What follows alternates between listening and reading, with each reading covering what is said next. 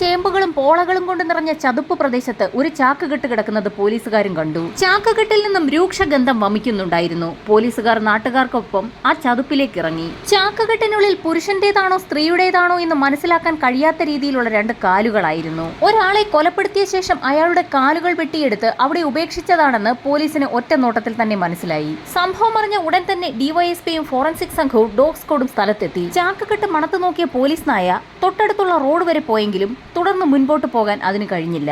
Forensic സംഘം ചാക്കിനുള്ളിൽ നിന്ന് ലഭിച്ച കാല് വിശദമായ പരിശോധനയ്ക്ക് വിധേയമാക്കി. ഈ സമയത്ത് നാട്ടുകാരും പോലീസും ചേർന്ന് ആ പ്രദേശമാകെ ഒന്ന് അരിച്ചു പറക്കി. അപ്പോഴാണ് മറ്റൊരു ചാക്കുകെട്ട് പ്രദേശത്ത് വലിച്ചെറിഞ്ഞ നിലയിൽ കിടക്കുന്നത് കണ്ടത്. ചാക്കുകെട്ടഴിച്ച പോലീസ് സംഘവും നാട്ടുകാരും ഒരുപോലെ ഭയന്ന് വിറച്ച് പുറമോട്ട് മാറി. ഷർട്ടും മുണ്ടും ധരിച്ച തലയും കാലുമില്ലാത്ത ഒരു ശരീരമായിരുന്നു ചാക്കിലുണ്ടായിരുന്നത്. ഒരാളെ കൊലപ്പെടുത്തി 3 ഭാഗങ്ങളാക്കി വിവിധ പ്രദേശങ്ങളിലായി വലിച്ചെറിഞ്ഞിരിക്കുകയാണ്. അതിൽ തലയൊഴിച്ചുള്ള ബാക്കി ഭാഗമാണ് പോലീസിന് ലഭിച്ചിരിക്കുന്നത്.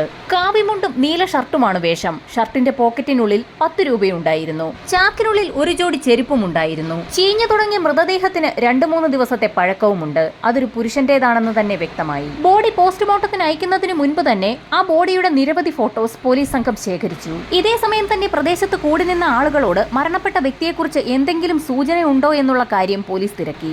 ലഭിച്ചിരിക്കുന്നത് തലയില്ലാത്ത മൃതദേഹമായതിനാൽ തന്നെ ഒറ്റനോട്ടത്തിൽ ആർക്കും ഒന്നും പറയാൻ കഴിഞ്ഞില്ല. പെട്ടെന്നാണ് മൃതദേഹത്തിന്റെ ഫോട്ടോസ് പരിശോധിച്ചുകൊണ്ടിരുന്ന പോലീസുകാരന്റെ കണ്ണിൽ ഒരു കാഴ്ചപ്പെടുന്നത്. ഫോട്ടോ കണ്ട് സംശയം തോന്നിയ പോലീസുകാരൻ ഡിവൈഎസ്പിയുടെയും എസ്ഐയുടെയും അടുത്തേക്ക് ഓടിച്ചെന്ന് ഒരു വിവരം പറഞ്ഞു. കൊല്ലപ്പെട്ട വ്യക്തിയുടെ ശരീരത്തിൽ പൊള്ളലേറ്റ ഒരു പാടുണ്ടായിരുന്നു. ആ പാടാകട്ടെ തങ്ങൾക്ക് വളരെ പരിചയമുണ്ടെന്നും പോലീസുകാരൻ പറഞ്ഞു. ഡിവൈഎസ്പി ഉടൻ തന്നെ തൊട്ടടുത്തുള്ള സ്റ്റേഷനുകളിൽ സമീപകാലങ്ങളിലായി റിപ്പോർട്ട് ചെയ്തിട്ടുള്ള മാൻ മിസ്സിംഗ് കേസുകളെക്കുറിച്ച് വിശദമായ ഒരു അന്വേഷണം നടത്തി റിപ്പോർട്ട് സമർപ്പിക്കാൻ നിർദ്ദേശം നൽകി. ഇതേ സമയം തന്നെ ഫോട്ടോ കണ്ട് സംശയം തോന്നിയ പോലീസുകാരൻ അയാൾക്കറിയാവുന്ന മുഴുവൻ കാര്യങ്ങളും ഡിവൈഎസ്പിയോട് പറഞ്ഞു. മൃതദേഹത്തിൽ കാണുന്ന ഇതേ പൊള്ളലുള്ള വ്യക്തിയെ നേരത്തെ ഒരു കേസിൽപ്പെട്ട് പോലീസ് അറസ്റ്റ് ചെയ്തിട്ടുണ്ട്. അയാളുടെ പേര് തന്നെ പൊള്ളൽ സന്തോഷ് എന്നായിരുന്നു. നേരത്തെ ഒരു സ്ത്രീയെ ആസിഡ് ഒഴിച്ച് കൊലപ്പെടുത്തിയ കേസിൽ അയാളെ പോലീസ് അറസ്റ്റ് ചെയ്തതാണ്. അന്ന് അയാളെ വിശദമായ പരിശോധനയ്ക്ക് വിധേയമാക്കിയ സമയത്ത് അയാളുടെ ശരീരത്തിലേറ്റ പൊള്ളൽ പോലീസുകാർ കണ്ടിരുന്നു. സന്തോഷിന്റെ നമ്പർ സംഘടിപ്പിച്ച് കോൾ ഡേറ്റ മുഴുവൻ പരിശോധിക്കാനും അയാളുടെ സമീപകാലങ്ങളിലെ ടവർ ലൊക്കേഷനുകൾ ട്രാക്ക് ചെയ്യാനും സൈബർ സെല്ലിന് പോലീസ് നിർദ്ദേശം നൽകി. മൃതദേഹത്തിന്റെ തല ലഭിക്കാത്ത സാഹചര്യത്തിൽ അതും അവിടെ എവിടെയെങ്കിലും ചാക്കിൽ കെട്ടിയ നിലയിൽ വലിച്ചെറിയപ്പെട്ടിട്ടുണ്ടോ എന്നറിയുന്നതിനായി പ്രദേശമാകെ പോലീസ് സംഘം വിശദമായ പരിശോധന നടത്തി. ഇതേ സമയം തന്നെ ഡിവൈഎസ്പിയുടെ നേതൃത്വത്തിൽ ഒരു സംഘം പോലീസുകാർ സന്തോഷിന്റെ വീട്ടിലേക്കും പോകാൻ തീരുമാനിച്ചു. സന്തോഷിന്റെ പേരിൽ നേരത്തെ തന്നെ കേസുകൾ രജിസ്റ്റർ ചെയ്തിട്ടുള്ളതിനാൽ അയാളുടെ അഡ്രസ് തപ്പിയെടുക്കാൻ പോലീസിന് അധികം സമയം വേണ്ടി വന്നില്ല. കഞ്ഞിക്കുഴിയിൽ നിന്നും പുതുപ്പള്ളിയിലേക്ക് പോകുന്ന ഭാഗത്ത് മലങ്കുന്നത്ത് പുന്നപ്പറമ്പിലായിരുന്നു സന്തോഷിന്റെ വീട്. പോലീസ് സംഘം അവിടെ എത്തിയപ്പോൾ സന്തോഷിന്റെ പിതാവ് വീട്ടിലുണ്ടായിരുന്നു. പോലീസ് സംഘം തങ്ങളുടെ കൈവശമുണ്ടായിരുന്ന ഫോട്ടോഗ്രാഫ്സും ഒപ്പം ചാക്കിനുള്ളിൽ നിന്ന് ലഭിച്ച ആ റബ്ബർ ചെരുപ്പും കാണിച്ചപ്പോൾ തന്നെ ഇത് തന്റെ മകൻ സന്തോഷാണെന്ന് ആ പിതാവ് തിരിച്ചറിഞ്ഞു. പോലീസിന്റെ ചോദ്യം ചെയ്യലിൽ 3-4 ദിവസം മുൻപാണ് സന്തോഷിനെ അവസാനമായി കണ്ടതെന്ന് പിതാവ് വ്യക്തമാക്കി. മകനെ കാണാതായിട്ടും എന്തുകൊണ്ടാണ് പോലീസിൽ പരാതി നൽകാഞ്ഞതെന്ന് പോലീസ് ചോദിച്ചപ്പോൾ സന്തോഷിന് ഇടയ്ക്കിടയ്ക്ക് ഇങ്ങനെ പോകുന്ന ശീലമുണ്ടെന്നും 3-4 ദിവസങ്ങൾക്ക് ശേഷം അവൻ തിരികെ വരാറുണ്ടെന്നും അതുകൊണ്ടാണ് താനിതത്ര കാര്യമാക്കാഞ്ഞതെന്നും ആ പിതാവ് വ്യക്തമാക്കി. ക്രിമിനൽ ബാക്ക്ഗ്രൗണ്ട് ഉള്ള സന്തോഷ് പല കൊട്ടേഷനുമായി ബന്ധപ്പെട്ട് ആ വീട്ടിൽ നിന്നും പോകാറുള്ളത് പതിവാണ്. ഇടയ്ക്കൊക്കെ അവൻ ജയിലിലാകാറുമുണ്ട്. 2-3 ദിവസം മുൻപ് വരെ സന്തോഷ് വീട്ടിലുണ്ടായിരുന്നു. വീട്ടിൽ നിന്ന് പോകുന്ന ദിവസം വൈകുന്നേരം സന്തോഷിന്റെ ഫോണിലേക്ക് ഒരു കോൾ വന്നിരുന്നു.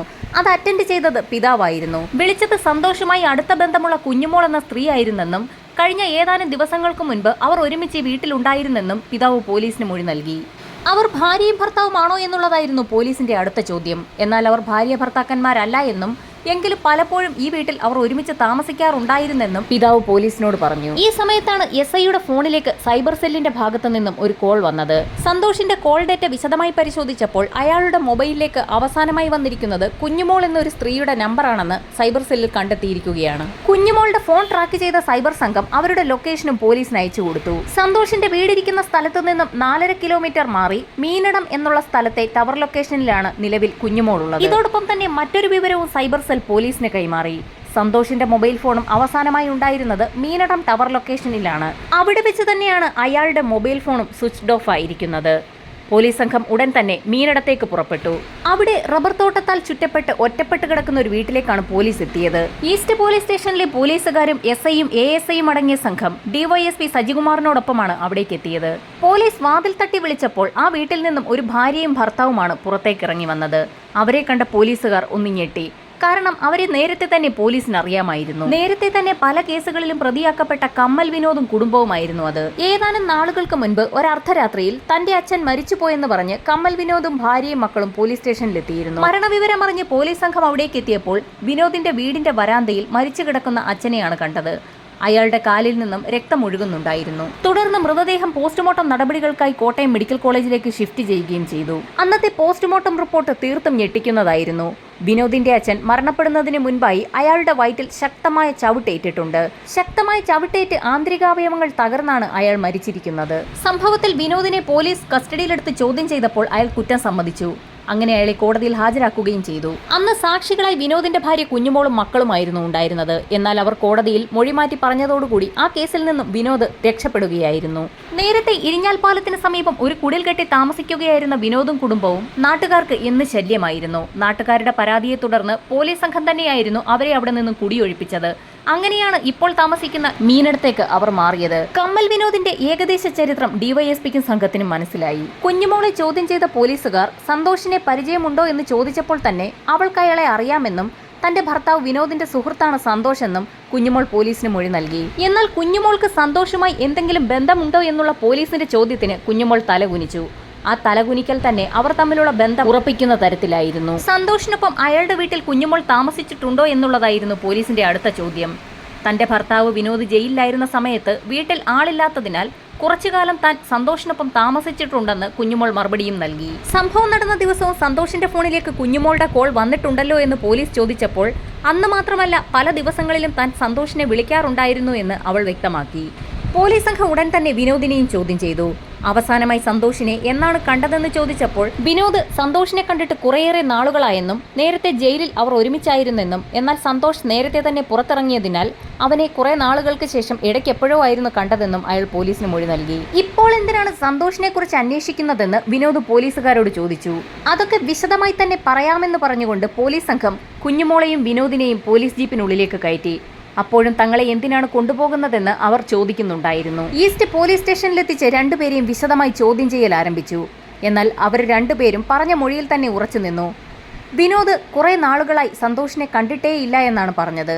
എന്നാൽ കുഞ്ഞുമോളാകട്ടെ സന്തോഷിനെ ഇടയ്ക്കൊക്കെ വിളിക്കാറുണ്ടായിരുന്നെന്നും അതിൽ കവിഞ്ഞ് യാതൊരു ബന്ധവും അവർ തമ്മിൽ ഇല്ല എന്നും വ്യക്തമാക്കി. ഇരുവരും തങ്ങൾക്കൊന്നും അറിയില്ല എന്ന മൊഴിയിൽ ഉറച്ചു നിന്നതോടുകൂടി കുഞ്ഞുമോളെ മറ്റൊരു മുറിയിലേക്ക് കൊണ്ടുപോയി ചോദ്യം ചെയ്യാൻ പോലീസ് സംഘം തീരുമാനിച്ചു. വിനോദിനെ ചോദ്യം ചെയ്ത ഡിവൈഎസ്പി സാജു വർഗീസ് സന്തോഷിനെ നീ കൊന്നു എന്ന് ഞങ്ങൾക്ക് മനസ്സിലായി എന്ന് അയാളോട് പറഞ്ഞു. എപ്പോൾ, എവിടെ, എങ്ങനെ ഈ 3 ചോദ്യങ്ങൾക്ക് മാത്രം ഇനി ഉത്തരം നൽകിയാൽ മതിയെന്ന് വിനോദിനോട് പറഞ്ഞതും സന്തോഷ് തന്റെ കൂട്ടുകാരനാണെന്നും അവനെ താൻ ഒന്നും ചെയ്തിട്ടില്ല എന്നും അവനെ കണ്ടിട്ട് തന്നെ കുറെ നാളായെന്നും പോലീസിനോട് ആവർത്തിച്ചുകൊണ്ടേയിരുന്നു. പോലീസ് എത്ര ചോദ്യം ചെയ്തിട്ടും വിനോദ് അയാൾ പറഞ്ഞതിൽ തന്നെ ഉറച്ചു നിന്നു. വിനോദിൽ നിന്നും ഒന്നും കിട്ടില്ല എന്ന് മനസ്സിലാക്കിയ ഡിവൈഎസ്പി സംഘവും കുഞ്ഞുമോളെ ചോദ്യം ചെയ്യാൻ തീരുമാനിച്ചു. കുഞ്ഞുമോളെ ചോദ്യം ചെയ്തെങ്കിലും അവളും പറഞ്ഞതിൽ തന്നെ ഉറച്ചു നിൽക്കുകയായിരുന്നു. ഈ സമയത്താണ് SI അനിൽ വർഗീസ് കുഞ്ഞുമോളെ ചോദ്യം ചെയ്യുന്ന മുറിയിലേക്ക് വന്ന് വിനോദ് എല്ലാ കുറ്റങ്ങളും സമ്മതിച്ചു എന്ന് ഡിവൈഎസ്പിയോട് പറഞ്ഞത്. അതെ, അവൻ തന്നെയാണ് സന്തോഷിനെ കൊലപ്പെടുത്തിയതെന്നുൾപ്പെടെയുള്ള എല്ലാ വിവരങ്ങളും പറഞ്ഞു എന്നാണ് അനിൽ വർഗീസ് ഡിവൈഎസ്പിയോട് പറഞ്ഞത്. ഇത്രയും കേട്ടതും കുഞ്ഞുമോൾ ഞെട്ടിവിറയ്ക്കുന്നത് ഡിവൈഎസ്പി സംഘവും കണ്ടു. ഭർത്താവ് വിനോദ് കുറ്റങ്ങളെല്ലാം സമ്മതിച്ച സ്ഥിതിക്ക് നിനക്കും രക്ഷപ്പെടാൻ കഴിയുകയില്ല എന്ന് പോലീസ് സംഘം വ്യക്തമാക്കി. നിവൃത്തികേടുകൊണ്ടാണ് ഇങ്ങനെയൊരു കാര്യം ചെയ്തതെന്നായിരുന്നു അവളുടെ ആദ്യത്തെ മൊഴി. സംഭവങ്ങളെല്ലാം തങ്ങൾക്ക് മനസ്സിലായെന്നും കുഞ്ഞുമോളെ ഈ കേസിൽ നിന്നും എങ്ങനെയെങ്കിലും രക്ഷപ്പെടുത്താൻ പറ്റുമോ എന്ന് ഞങ്ങളൊന്ന് നോക്കട്ടെ എന്നുകൂടി ഡിവൈഎസ്പി പറഞ്ഞതോടെ കുഞ്ഞുമോൾ എല്ലാ കാര്യങ്ങളും തുറന്നു പറഞ്ഞു തുടങ്ങി. തന്റെ ഭർത്താവും സന്തോഷും സുഹൃത്തുക്കളായിരുന്നു. രണ്ടുപേരും ജയിലിൽ കഴിയുന്ന സമയത്ത് സന്തോഷിനാണ് ആദ്യം പുറത്തിറങ്ങാനുള്ള അവസരം ഉണ്ടാകുന്നത്. അതിനാൽ തന്നെ തന്റെ ഭാര്യ കുഞ്ഞുമോളുടെയും മക്കളുടെയും കാര്യങ്ങൾ ഇടയ്ക്കൊക്കെ ഒന്ന് ശ്രദ്ധിക്കണമെന്ന് സന്തോഷിനോട് വിനോദ് പറഞ്ഞിരുന്നു. അങ്ങനെയാണ് സന്തോഷ് വിനോദിന്റെ വീട്ടിൽ വന്നു തുടങ്ങിയത്. സ്ഥിരമായി വീട്ടിലെത്തുന്ന സന്തോഷ് കുഞ്ഞുമോളുമായി അടുപ്പത്തിലാവുകയും ഇരുവരും കുറെ നാൾ ഒരുമിച്ച് താമസിക്കുകയും ചെയ്തു. അങ്ങനെയിരിക്കെ മറ്റൊരു കേസിൽപ്പെട്ട് സന്തോഷ് വീണ്ടും ജയിലിലായി. സന്തോഷ് ജയിലിൽ നിന്നും പുറത്തിറങ്ങി ഏതാനും ദിവസങ്ങൾ കഴിഞ്ഞ് വിനോദും പുറത്തിറങ്ങി. നേരെ വീട്ടിലേക്കെത്തിയ വിനോദ് കാര്യങ്ങളൊക്കെ ഭാര്യയോട് ചോദിച്ചു. വിനോദിനൊപ്പം പോകാതെ തനിക്ക് വേറെ നിവൃത്തിയില്ലായിരുന്നെന്നും ഈ കേസിൽ താൻ പെട്ടുപോയതാണെന്നും വിനോദിന്റെ നിർദ്ദേശപ്രകാരമാണ് അന്ന് സന്തോഷിനെ വിളിച്ചു വരുത്തി തങ്ങൾ കൊലപ്പെടുത്തിയതെന്നും കുഞ്ഞുമോൾ മൊഴി നൽകി. കാര്യങ്ങൾ മനസ്സിലാക്കിയ പോലീസ് സംഘം വിനോദിനെ ചോദ്യം ചെയ്യാൻ മുറിയിലേക്ക് പോയി. ഇനി താൻ ബലം പിടിച്ചിരുന്നിട്ട് യാതൊരു കാര്യമില്ല എന്നും തന്റെ ഭാര്യ എല്ലാ കാര്യങ്ങളും ഞങ്ങളോട് തുറന്നു പറഞ്ഞു എന്നും ഡിവൈഎസ്പി ഉൾപ്പെടെയുള്ള സംഘം വിനോദിനോട് പറഞ്ഞു. കുഞ്ഞുമോൾ എല്ലാ കാര്യങ്ങളും പോലീസിനോട് തുറന്നു പറഞ്ഞു എന്ന് കേട്ടപ്പോൾ വിനോദിന്റെ അതുവരെ ഉണ്ടായിരുന്ന ധൈര്യം ചോർന്നുപോയി. പോലീസിന്റെ കർക്കശമായ ചോദ്യം ചെയ്യലിൽ വിനോദ് പല കാര്യങ്ങളും പറഞ്ഞു തുടങ്ങി. സുഹൃത്തുക്കളായ വിനോദ് സന്തോഷും ജയിലിൽ ഒരുമിച്ചായിരുന്നു. ജയിലിൽ നിന്നും ആദ്യം പുറത്തിറങ്ങുന്നത് സന്തോഷായതിനാൽ തന്റെ കുടുംബത്തിന്റെ കാര്യങ്ങൾ ഇടയ്ക്ക് പോയി അന്വേഷിക്കണമെന്ന് സന്തോഷിനോട് വിനോദ് പറഞ്ഞേൽപ്പിച്ചിരുന്നു. അതായിരുന്നു തന്റെ ജീവിതത്തിൽ പറ്റിയ ഏറ്റവും വലിയ തെറ്റ്. സ്ഥിരമായി കാണുകയും സംസാരിക്കുകയും ചെയ്ത കുഞ്ഞുമോളും സന്തോഷം തമ്മിൽ അടുപ്പത്തിലായെന്ന വിവരം മറ്റൊരു തടവുകാരൻ പറഞ്ഞായിരുന്നു വിനോദ് അറിഞ്ഞത്. കുഞ്ഞുമോളുമായി അടുപ്പത്തിലുണ്ടായിരുന്ന സമയത്ത് മറ്റൊരു കേസിൽ പ്രതിയായി സന്തോഷ് ജയിലിനുള്ളിലാക്കപ്പെട്ടിരുന്നു. ഈ സമയത്ത് കൂടെയുണ്ടായിരുന്ന തടവുകാരനോട് സന്തോഷ് തന്നെ പറഞ്ഞതായിരുന്നു അവർ തമ്മിലുള്ള അടുപ്പത്തെക്കുറിച്ച്. ആ തടവുകാരൻ പറഞ്ഞാണ് പിന്നീട് വിനോദ് ഇക്കാര്യങ്ങളൊക്കെ അറിഞ്ഞത്. ഭാര്യ കുഞ്ഞുമോളെ ഒരുപാട് സ്നേഹിച്ച വിനോദിന് ഇത് താങ്ങാനായില്ല. താൻ ഒരുപാട് വിശ്വസിച്ചിരുന്ന കൂട്ടുകാരനാണ് വിശ്വാസവഞ്ചന ചെയ്തത്. അതിനാൽ തന്നെ തന്റെ കുടുംബത്തെ ചതിച്ച സന്തോഷിന് ഒരു തിരിച്ചടി കൊടുക്കണമെന്ന് ആലോചിച്ച് തീരുമാനിച്ചിട്ട് തന്നെയായിരുന്നു വിനോദ് ജയിലിൽ നിന്ന് പുറത്തിറങ്ങിയത്. സന്തോഷ് തന്നെ പെടുത്തിയതാണെന്ന് ഭാര്യ കുഞ്ഞുമോൾ വിനോദിനോട് പറഞ്ഞിരുന്നു. പുറത്തിറങ്ങിയ അയാൾ നേരെ സന്തോഷിന്റെ വീട്ടിലെത്തി ഭാര്യയെ ഒപ്പം കൂട്ടി. ശേഷം മറ്റൊരു വീട് വാടകയ്ക്കെടുത്ത് അവിടേക്ക് മാറി. അങ്ങനെയാണ് മീനടത്തെത്തിയത്. അവിടെ വെച്ച് സന്തോഷിനെ വകവരുത്താൻ ഒരു പ്ലാൻ തയ്യാറാക്കി. വിനോദിന്റെ നിർദ്ദേശപ്രകാരം സന്തോഷിനെ കുഞ്ഞുമോൾ അവിടേക്ക് വിളിച്ചു വരുത്തുകയായിരുന്നു. ഇത്രയും കാര്യങ്ങൾ വിനോദ് പറഞ്ഞു നിർത്തിയ സമയത്താണ് പോലീസുകാർ കുഞ്ഞുമോളെയും അവിടേക്ക് കൊണ്ടുവന്നത്. പിന്നീട് ഇരുവരെയും ചേർത്തിരുത്തി പോലീസ് സംഘം ചോദ്യം ചെയ്യൽ ആരംഭിച്ചു. പിന്നീട് നടന്നതാകട്ടെ സിനിമാ കഥകളെ പോലും വെല്ലുന്ന സംഭവങ്ങൾ. ബാക്കി കഥ പൂർണ്ണമായും പറഞ്ഞത് കുഞ്ഞുമോളായിരുന്നു. തന്റെ വീട്ടിൽ ഭർത്താവില്ലാത്ത സമയമാണെന്നും അതുകൊണ്ട് സന്തോഷ് വീട്ടിലേക്ക് വരണമെന്നും കുഞ്ഞുമോൾ വിനോദിന്റെ നിർദ്ദേശപ്രകാരം തന്നെ സന്തോഷിനെ ഫോണിൽ വിളിച്ചു പറഞ്ഞു. കുഞ്ഞുമോൾ പറഞ്ഞതനുസരിച്ച് രാത്രി 10 മണിയോടുകൂടി സന്തോഷ് വിനോദിന്റെ വീട്ടിലേക്ക് എത്തി.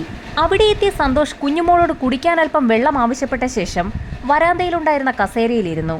ഈ സമയത്താണ് ഇരുട്ടിന്റെ മറവ് പിടിച്ച് കയ്യിലൊരു ലിവറുമായി എത്തി വിനോദ് സന്തോഷിനെ അടിച്ചു വീഴ്ത്തുന്നത്. കുഞ്ഞുമോൾ വെള്ളവുമായി എത്തിയപ്പോഴേക്കും ഭർത്താവ് വിനോദ് സന്തോഷിന്റെ തല അടിച്ച് ചിതറിച്ചിരുന്നു. സന്തോഷിന്റെ മരണമുറപ്പിച്ച ഇരുവരും അയാളുടെ ശരീരം വീടിന് പുറകിലേക്ക് കൊണ്ടുപോയി 3 ഭാഗങ്ങളായി മുറിച്ച് 3 കവറുകളിലാക്കി. മൃതദേഹം ഓട്ടോയിൽ കയറ്റി ദൂരെ എവിടെയെങ്കിലും കൊണ്ടുപോയി കളയാനായിരുന്നു പ്ലാൻ. മുണ്ട് ഷർട്ടും ധരിച്ച ശരീരഭാഗം ഒരു കവറിലും കാലുകൾ മറ്റൊരു കവറിലുമാക്കി. ആ 2 കവറുകളും ഓട്ടോയുടെ ഡിക്കിയിലേക്ക് വെച്ചു. തല കവറിലാക്കി അതിലൊരു കല്ലും വെച്ച് കെട്ടി കുഞ്ഞുമോളുടെ മടിയിലേക്ക് വെച്ചു കൊടുത്തു. പൂണ്ടൂർന്നതിൽ വലിച്ചെറിയാനായിരുന്നു പ്ലാൻ. എന്നാൽ മാങ്ങാനത്ത് മന്ദിരം ബ്രിഡ്ജിന് സമീപം എത്തിയപ്പോൾ ഓട്ടോ നിന്നുപോയി. എത്ര ശ്രമിച്ചിട്ടും ഓട്ടോ സ്റ്റാർട്ടാകാതെ വന്നതോടുകൂടി വിനോദും ഭാര്യയും 2 ചാക്കുകെട്ടുകൾ കാട്ടുചേമ്പുകൾ വളർന്നു നിന്ന പാലത്തിന് സമീപത്തെ വെള്ളത്തിലേക്ക് വലിച്ചെറിഞ്ഞു. ശേഷം ഇരുവരും കൂടി ഓട്ടോ തള്ളി സ്റ്റാർട്ടാക്കിയ ശേഷം അവിടെ നിന്നും കടന്നു കളഞ്ഞു. കൈവശമുണ്ടായിരുന്ന തലയുടെ ഭാഗം മാക്കുംപടി പാലത്തിന് താഴേക്ക് വലിച്ചെറിയാമെന്ന് കരുതിയ സംഘം അവിടെ എത്തിയപ്പോൾ ഒരു പോലീസ് ജീപ്പ് കണ്ടതിനെ തുടർന്ന് അവരുടെ കണ്ണിൽപ്പെടാതെ ഓട്ടോ ഒരു ഭാഗത്തേക്ക് ഒതുക്കി. പോലീസുകാർ അവിടെ നിന്ന് പോയ സമയത്ത് പാലത്തിന് മുകളിലെത്തി കൈവശമുണ്ടായിരുന്ന തലയുടെ ഭാഗം പാലത്തിന് താഴെ വെള്ളത്തിലേക്ക് വലിച്ചെറിഞ്ഞു. മൃതദേഹത്തിന്റെ തലഭാഗം വലിച്ചെറിഞ്ഞത് എവിടെയാണെന്ന് മനസ്സിലാക്കിയ പോലീസ് സംഘം തെളിവെടുപ്പിനായി കമ്മൽ വിനോദിനെയും ഭാര്യയെയും അവിടെ എത്തിച്ചു. വിശദമായ തിരച്ചിലിനൊടുവിൽ അവർക്ക് തലഭാഗം അവിടെ നിന്നും കിട്ടുകയും ചെയ്തു. വെള്ളത്തിൽ പൊങ്ങി വരാതിരിക്കാൻ തലയുടെ ഭാഗം കല്ല് വെച്ച് കെട്ടിയ ശേഷമായിരുന്നു പാലത്തിന് മുകളിൽ നിന്നും വെള്ളത്തിലേക്ക് വലിച്ചെറിഞ്ഞത്. എന്നാൽ ഒഴുക്കില്ലാത്ത ഭാഗമായതിനാൽ ആ തല താഴ്ന്നു പോയിരുന്നില്ല. പാലത്തിൽ നിന്നും തലയുടെ ഭാഗം വലിച്ചെറിഞ്ഞ ശേഷം വിനോദും ഭാര്യയും നേരെ കൊല്ലാടെത്തി അവിടെ ഓട്ടോ കഴുകി വൃത്തിയാക്കിയ ശേഷമാണ് തിരികെ എത്തിയത്. ഇരുവരുടെയും മൊഴി വളരെ വിശദമായി തന്നെ പോലീസ് രേഖപ്പെടുത്തി. ഈ കൊലപാതകത്തിന് ദൃക്സാക്ഷികൾ ആരുമില്ല. സാഹചര്യ തെളിവുകളുടെ അടിസ്ഥാനത്തിലാണ് കേസ് തെളിയിക്കേണ്ടത്. വിനോദിന്റെ അച്ഛന്റെ കൊലപാതക കേസിലും പ്രോസിക്യൂഷൻ വളരെ ശക്തമായി വാദിച്ചെങ്കിൽ പോലും സാഹചര്യ തെളിവുകളുടെ അഭാവത്തിലായിരുന്നു അന്ന് വിനോദ് രക്ഷപ്പെട്ടത്. ഈ കേസിലും അതേ അബദ്ധം ആവർത്തിക്കാതിരിക്കാൻ പോലീസ് കൃത്യമായി തെളിവെടുപ്പ് നടത്താൻ തീരുമാനിച്ചു. വിനോദും ഭാര്യയും പറഞ്ഞതനുസരിച്ച് അവരുടെ വീട്ടിൽ വെച്ചാണ് സന്തോഷ് കൊല്ലപ്പെട്ടതെങ്കിൽ അത് തെളിയിക്കുന്നതിനായി ആ വീട്ടിൽ നിന്നും കൃത്യമായ തെളിവുകൾ കണ്ടെത്തണം. തെളിവുകൾ കണ്ടെത്തുന്നതിന്റെ ഭാഗമായി പോലീസ് സംഘവും ഫോറൻസിക് വിഭാഗവും വിനോദിന്റെ വീട്ടിലെത്തി തെളിവെടുപ്പ് ആരംഭിച്ചു. ആ വീടിനകവും പരിസരവുമൊക്കെ പരിശോധിച്ച പോലീസ് സംഘം ഞെട്ടിപ്പോയി. ഒരു തെളിവും അവശേഷിക്കാത്ത രീതിയിൽ വീടും പരിസരവും വൃത്തിയാക്കിയിട്ടിരിക്കുന്നു. രക്തക്കറ പറ്റിയതിന്റെ പാടുകൾ പോലും അവിടെ നിന്നും കണ്ടെത്താനായില്ല. എന്നാൽ തോറ്റുമടങ്ങാൻ ഫോറൻസിക് സംഘവും പോലീസും തയ്യാറല്ലായിരുന്നു. അവർ ആ വരാന്ത വിശദമായി തന്നെ പരിശോധിച്ചു. വരാന്ത വളരെ വൃത്തിയായി കഴുകിയിട്ട നിലയിലായിരുന്നു. ഏറെ നേരത്തെ പരിശോധനയ്ക്ക് ശേഷം ഫോറൻസിക് സംഘത്തിന്റെ കണ്ണിൽ ഒരു കാഴ്ചപ്പെട്ടു. രക്തത്തിന്റെ ഏതാനും തുള്ളികൾ ഭിത്തിയിൽ തെറിച്ചിരിക്കുന്നു. ഫോറൻസിക് സംഘം അത് ശേഖരിച്ചു. സൂക്ഷ്മമായി നടത്തിയ പരിശോധനയിൽ വരാന്തയിൽ നിന്നും ഒരു മുടിയും പൊട്ടിയ ബട്ടനും കിട്ടി. വീടിനകത്തും വരാന്തയിലും തെളിവെടുപ്പ് നടത്തിയ സംഘം വീടിന് പുറത്ത് തെളിവെടുപ്പ് ആരംഭിച്ചു. മൊഴിയനുസരിച്ച് വീടിന്റെ പുറകുവശത്ത് കൊണ്ടുപോയായിരുന്നു സന്തോഷിന്റെ മൃതശരീരം 3 ഭാഗങ്ങളായി മുറിച്ചത്. വീടിന്റെ പിൻഭാഗത്തെത്തിയ സംഘം അവിടെയെല്ലാം അരിച്ചു പറക്കിയെങ്കിലും രക്തം പുരണ്ട മണ്ണൊന്നും കണ്ടെത്താനായില്ല. ആ പ്രദേശത്തെ മണ്ണ് മുഴുവൻ അവിടെ നിന്നും വെട്ടിമാറ്റിയ നിലയിലായിരുന്നു. വിശദമായ അന്വേഷണത്തിനും തിരച്ചിലിനുമൊടുവിൽ വീടിന്റെ പിൻഭാഗത്തു നിന്നും വെട്ടിയെടുത്ത മണ്ണ് കൊണ്ടുപോയി ഉപേക്ഷിച്ച സ്ഥലം കണ്ടെത്തി. കൃത്യം നടത്തിയ സ്ഥലത്തു നിന്നും വെട്ടിയെടുത്ത മണ്ണ് റബ്ബർ പുരയിടത്തിന് താഴെയായി ഒരു ഭാഗത്ത് കുഴിയെടുത്ത് മൂടിയ നിലയിലായിരുന്നു. 5 ഏക്കറോളം വരുന്ന റബ്ബർ പുരയിടം അരിച്ചു പറക്കിയ ശേഷമാണ് പോലീസ് സംഘം അത് കണ്ടെത്തുന്നത്. റബ്ബർ പുരയിടം അരിച്ചു പറക്കിയ പോലീസിന് മറ്റൊരു തെളിവ് കൂടി കിട്ടി. സന്തോഷിനെ കഷ്ണങ്ങളാക്കി മുറിച്ച കത്തിയായിരുന്നു അത്. മൃതദേഹ ഭാഗങ്ങൾ ലഭിച്ച എല്ലാ പ്രദേശത്തും വിനോദിനെയും ഭാര്യയെയും കൊണ്ടുചെന്ന് പോലീസ് സംഘം തെളിവെടുപ്പ് നടത്തി.